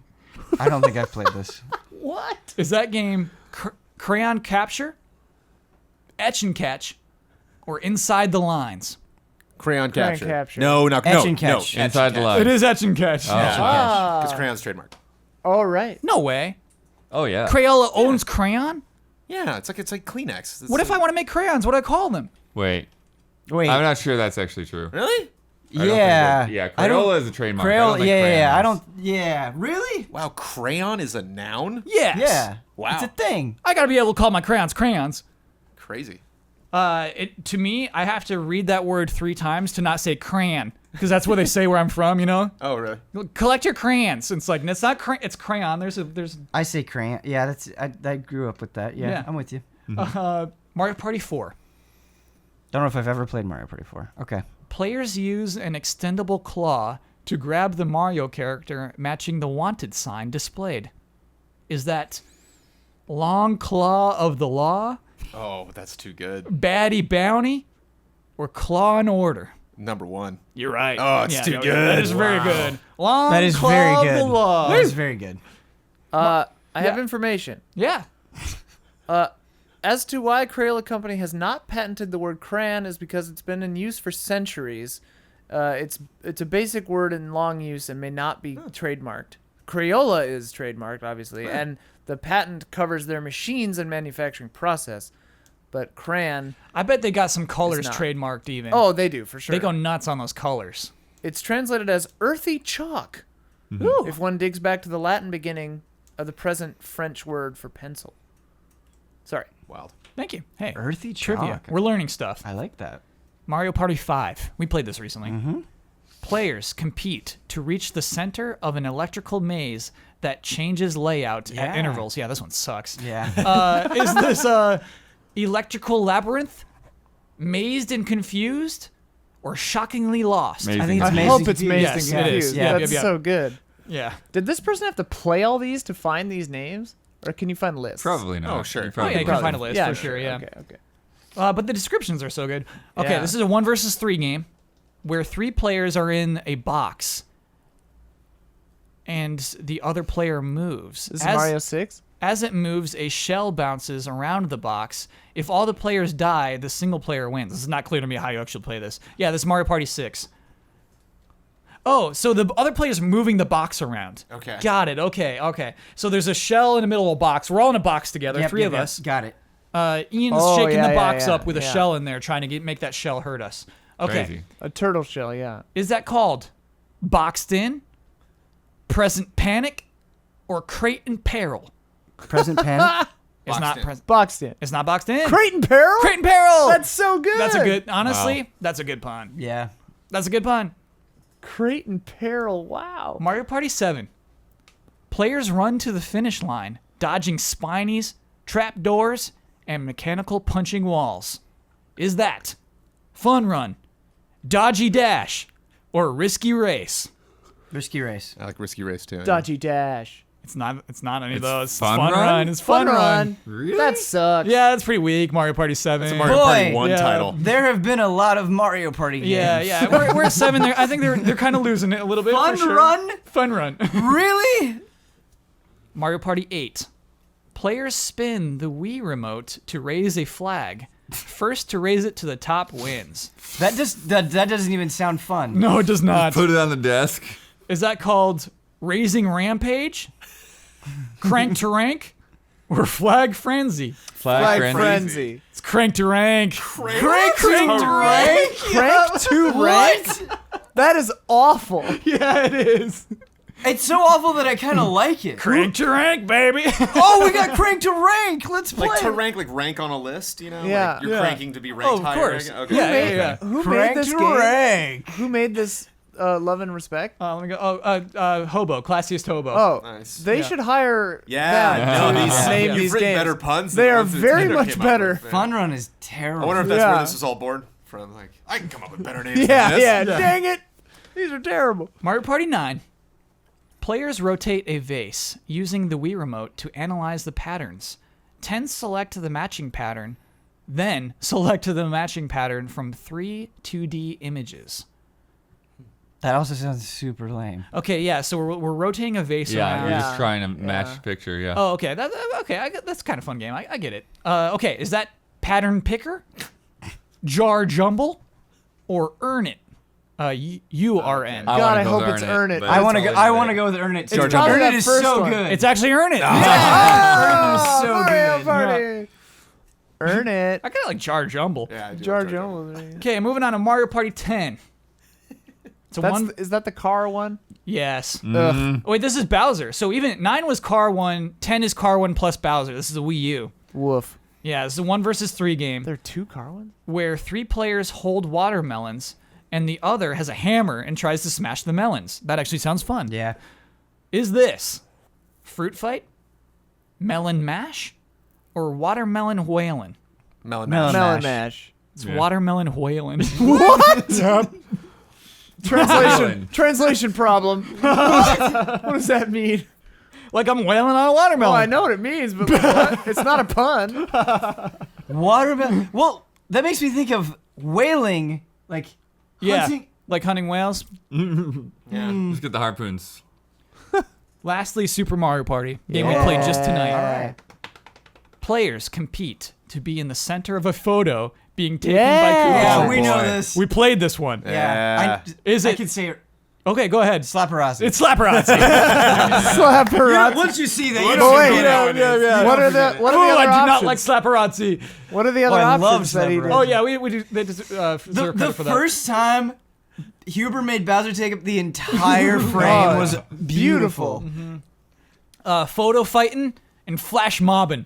Oh, those are good. Flash mobbing is actually Flash really- mob. Even his Flash Mob would be fun. Yeah, that's good. We should end there. Yep. It is time to do bets. Sorry, there were some good submissions this week, but hey, you know what? Submit them again next week. Thank you, everybody. Next week's bet: Call of Duty Black Ops 4 will be released on October 12th, next Tuesday. It's October 12th, Friday, by the way. That's a Friday, right? No, October 12th October 12th is this Friday. is this This Friday. Friday. That's a Friday. Yeah. Yeah, you're right. I'm Okay, sorry. so Friday, it comes October out in 2 12th. days? What's up? This game comes out in 2 days? Yeah. 2 days. Yep. Ah. Yep. Let's go. That's the song they use in the commercials. Weird commercials. I haven't seen them for some reason. They have 2 different ones. They have like this semi-serious one where they're showing like zombies and stuff like that. But then they have like we're making viral commercials using people from the community commercials where it's like they show NFL players on the heads. You know what? Moving on. Oh yeah, no, I've seen. You have seen those? I've seen those. Yeah. Yeah. Next Tuesday we'll be streaming some Blackout. That's the Battle Royale mode of Black Ops 4. Be a fun stream. What we're gonna do for this bet is we're gonna spend 10 seconds on the plane. We're gonna press drop and not touch the analog stick. We're just gonna drop where the plane drops us after 10 seconds on a plane. Once we hit the ground, we press forward on the left analog stick all the way. How long until we die? The timer begins when the boots hit the ground. Yep. Timer begins when the boots hit the ground. Brandon Jones. 7 minutes. Wow. Ooh, wow. Daniel Butterworth. I just wanted to cover the low end, so I went with 40 seconds. Damn it. Ben. I also did 7 minutes. No way! That's so cool. That's And really, you really played cool. it. Oh, I played the beta, yeah. I wanted to make I have sure not played Beyond the Beta, but blood does not get the low end, so I did 36 seconds. Ian. And I've I got the wanted more to, likely low end, though. No, I did not know. and I wanted to make sure that you guys didn't get the middle end, so I did 1 minute and 12 seconds. Oh, you know what? That's pretty good. That might be the winning bet because there's a Yeah. huge gap between that and 7. Yeah, I've got like Yeah. 1 through like 4.5 or something. Yeah, it's a good bet. Let's get bet. Let me lock that I in. don't know. Maybe I'll win. I for think one. it could last longer. It Yeah, could. very much, dude. So wait, are we doing that during the stream or No, we'll do it after? after the stream. Okay, That'll be to keep it a surprise. That's stream poison as well. Just Yeah. like, Oh, okay, yeah. everybody, we're just trying to die. Hey, we're just trying to tank here. Yeah, okay, yeah. Last week's bet was about Assassin's Creed Odyssey, which came out last Friday, right. October 5th. I went to youtube.com Yeah. and I searched for Assassin's Creed Odyssey. I went to the 3rd video down. How many seconds would it be until I witnessed a kill? Jones, you bet it would be 30 seconds. Damiani bet 10. Brad bet 8 seconds. I bet 32. Ian, you bet it would be 1 second until we saw a kill. Right away, baby. Wow. Here's the thing. I Googled it. I went into an incognito browser. So, my prior search results wouldn't affect anything. The 3rd video down is easiest romances in Assassin's Creed Odyssey. Yes. So this was a guide from Games Radar on the quickest romances you could have. There was not a kill until 2 minutes and 24 seconds into this video. Blast. Thus, my bet of 32 seconds is the winning bet. Damn it. There was actually a kill though. There was a kill, and actually there was a lot of fighting, and I was like, is that a kill? Nope. Because they say in the upper right-hand corner when there was a stealth kill. Yeah, they're like, this person needs help, and so if you go kill these people, they'll love you. And it's like, okay. All right, weird. But yeah, you can. I don't know if I've publicly shared the awkward moments from the Ubisoft preview event. Now's the time. Yeah. With romance, these are with the awkward romance things, options. Okay. Because it was a female developer for one, and then there was somebody else, like a tech person, and she was telling me like, yeah, if you want to have sex, pick that option. If you want to have sex, go there. And I'm like, was it the guy with white hair? Who was your romance option? No, it's a woman early okay. on. All right. But Is it Odessa? yeah. Oh, that was the one in the video. Odessa's in this video. Sure. Yeah, I mean, it's the only one I actually saw, I think. But it's like, okay, number one, this is something I probably, if I knew that was where it was going, I probably wouldn't choose to do on my own. With multiple people standing behind watching me, I definitely don't want to do it. She's like, if you want a bone, go over like. I imagine like just like the tap on the shoulder. Like, yeah. You're not doing it. I imagine her saying, "If you want to have sex, go here," and Bloodworth just quietly turns the other way. It goes in the opposite direction. Yeah. Well, That's really funny. Oh man. Yeah. That brings our totals to Red Grouse 13, Gorgeous Gorillas 20, Boo-hoo. Droopy Eagles 14, Switcher Snake 6. Let me tell you a little bit about patreon.com/easyallies. Jones, are you still mad about losing that one? You're ahead of me now. I am ahead of you officially. So yes. And The answer also, was yes. what sucks is we're still super far away from the Gorgeous Gorillas, but we're also far away from teaming up. Like you and I have, the better you and I do, the worse our chances are of actually winning by the end of the year. But I'm still gonna try to win every bet. Okay. Patreon.com/Easy. Easy Eyes is a Patreon-funded organization. Obviously, we post stuff to YouTube. We do stuff on Twitch, but the primary reason we are able to exist is Patreon. And people give us money every month to do what we do. If you give us $5 or more a month, you not only get to submit to the RPG thing, Recruit Me, or Love and Respect. Forgot my own segment name. But you get this podcast 2 days early. Audio, you want an audio, you get that 2 days early. Video, you want to watch the video, you get that 2 days early. That is a benefit of the $5 or more, but there are, of course, plenty of other tiers, plenty of other benefits. Yeah. You get other shows early, too.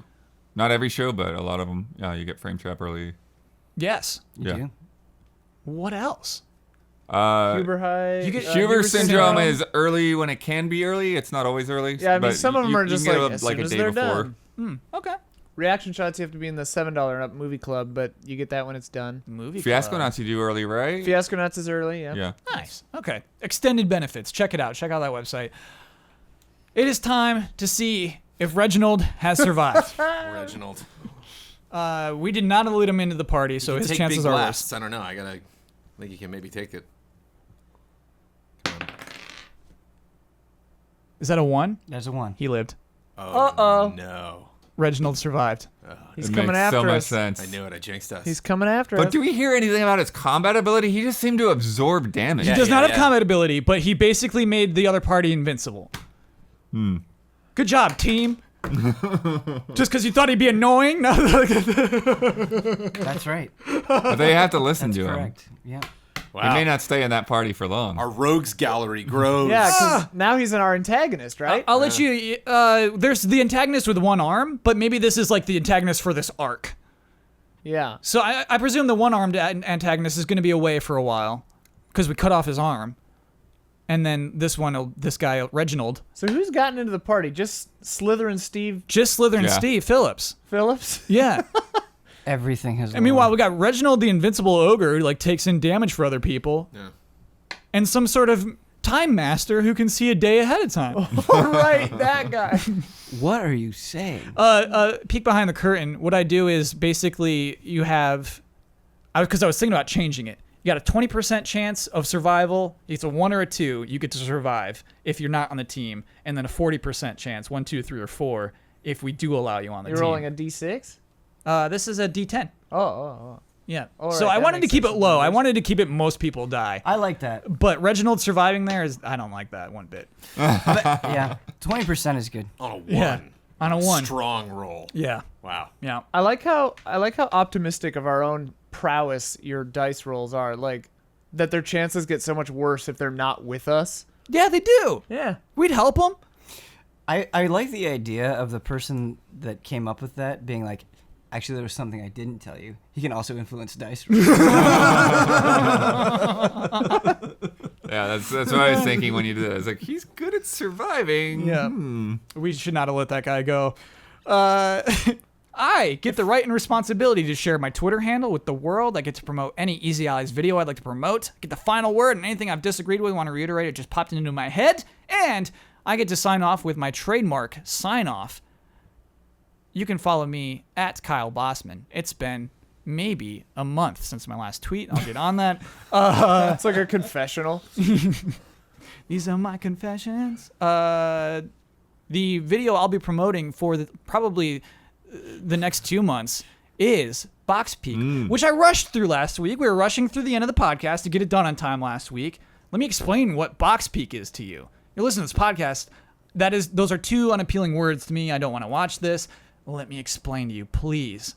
It is, I guess we can call it a crude animation show. And that is basically puppets. They're paper puppets. They're 2-dimensional drawings I cut out, attached to popsicle sticks, and give character to. This is a program. This is a show. There's voice acting. There's music. There's a story here. There's jokes. Imagine Yu-Gi-Oh! Imagine Beyblade made with paper people. And that is what I've made. That is premiering October 26th on Easy Allies. Yeah. That's awesome. Yeah, feels pretty exciting. We have 5 episodes in season 1. And so basically we'll do Mondays after that.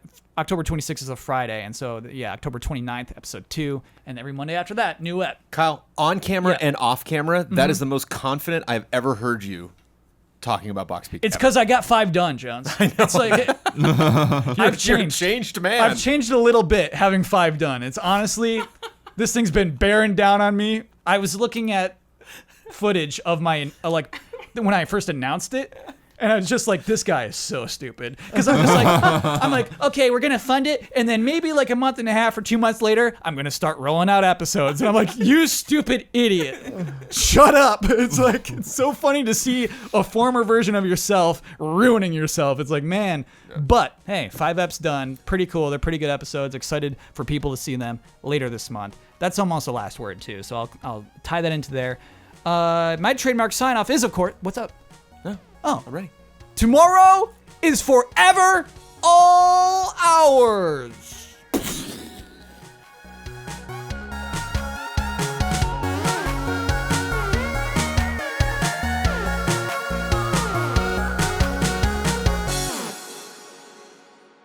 What do you mean you let him out? Turned out to be a koala.